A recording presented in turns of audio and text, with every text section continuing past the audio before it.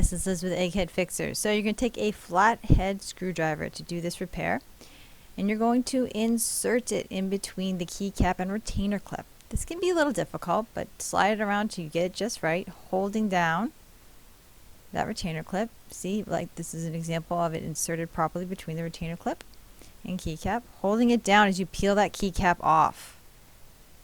Next, you're going to push up on that retainer clip. This is an example of what a retainer clip looks like. And you're going to need to push up on it like the arrows show so that you can hopefully loosen and unhook it a little bit on top, because that's where we're going to start taking it off first. You're going to gently pull up on it, and it will just, after a little bit, it will finally give out and pop off like so. Now, you're going to be careful not to break those little pieces of plastic on the top.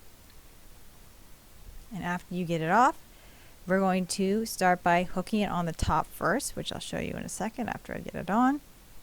Like so. It's hooked on those little metal hooks. Then I push down on the front and gently snap it back in while pushing downwards on the retainer clip like so. Once it's on, take the keycap, place it on top the correct way, and push down like so.